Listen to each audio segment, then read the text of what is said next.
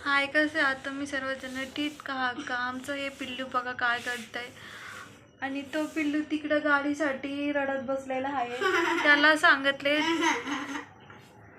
सांगते आता रात्र झालीये. हे बघा रात्र झालीये, गाडी खेळायचा वेळ नाहीये आणि तरी तो गाडी मागतोय, गाडीसाठी रडत बसलाय तो.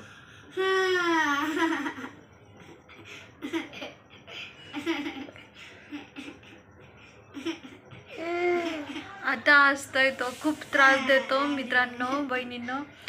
कारण तो थोडा अपंग आहे, त्याला नीटचं वगैरे चालता येत नाहीये, प्रॉपर वगैरे अजून ठीक नाहीये. तरी पण त्याला शाळेत वगैरे टाकलं पण खूप त्रास देतो त्याला, म्हणजे त्याची मेंटल हालत ठीक नाहीये आणि तो आम्हाला असंच किरकिर करून त्रास देतो. आणि याच्या असं वागण्यामुळे याला त्रास होतो.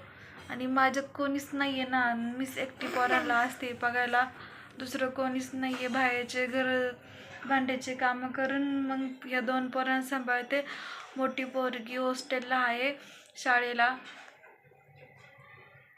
खूप वाईट परिस्थिती आहे, पण असंच घरामध्ये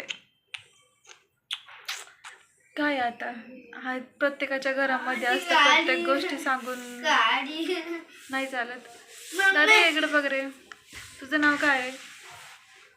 तुझं नाव काय सांग? साईराजा अतुलित मला नाव आहे. आमचे व्हिडिओ कसे असतात, तुम्हाला आवडते का म्हणा. या तापलाय थोडा बारका, थोडा तापेल यो पण.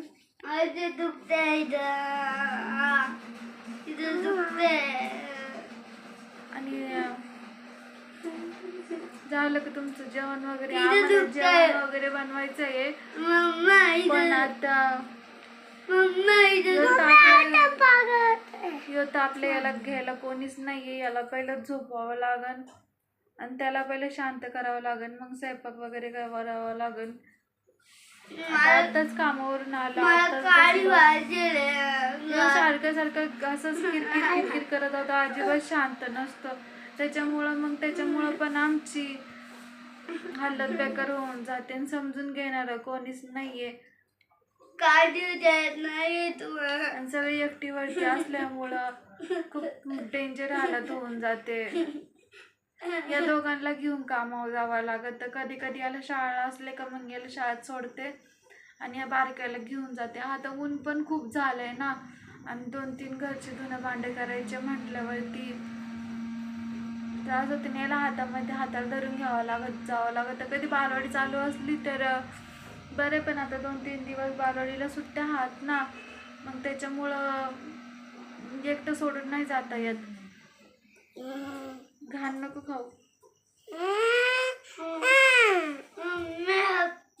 आणि घरी पण असं कोणी नाही का त्यांच्याजवळ सोडून जाऊ. मोठी आहे, ती पण हॉस्टेल आहे, ती पण अशी थोडी कमीच आहे डोक्यामध्ये. ती सारखं हप्त्याला भेटायला.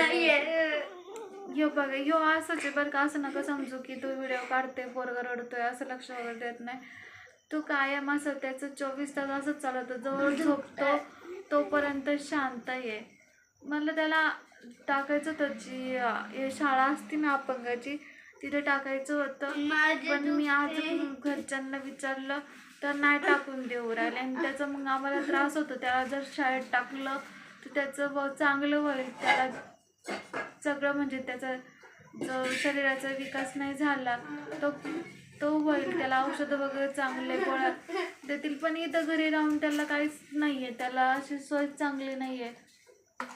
जोपर्यंत तो चालत नव्हता प्रॉपर, जोपर्यंत माझ्याने तोपर्यंत मी त्याला खूप म्हणजे दवाखाने केले. आणि त्याच्यामुळे तो आता थोडा चालायला लागला, थोडं शाळेत वगैरे जायला लागला. तेवढं तरी चांगलं झालं. आणि आता या बघा, तो चालत नव्हता, म्हटलं याच्या बरोबरीने तो चालेल. नंतर तो पण चालायला लागला. आता असं चालतोय तो. आता रात्र झाली ना, आता नाही गाडी वगैरे काढायची. नाही म्हटलं ना, तो मोकर धिंगाणा करतो, मोकर रडतो.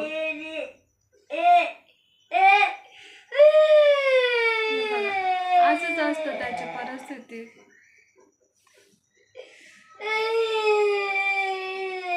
आता ना आम्ही ना आता असेच लॉंग व्हिडिओ काढत जाणार आहे, शॉर्ट व्हिडिओ थोडं कमी करणार आहे. ते क्रिएटिव्ह व्हिडिओ आहे ना त्याच्यामुळे वॉच टाईम वगैरे कम्प्लीट नाही होत ना, असेच व्हिडिओ काढणार आहे. तुम्ही आमचे व्हिडिओ बघत जा, लाईक शेअर कमेंट करीत जा. आता ह्यो असंच रडत राहतो. आता मला ना स्वयंपाक करायचा. बाय तुम्हा सगळ्यांना. सबस्क्राईब करायला अजिबात कोणी विसरू नका. बाय बाय कर, बाय कर, बाय.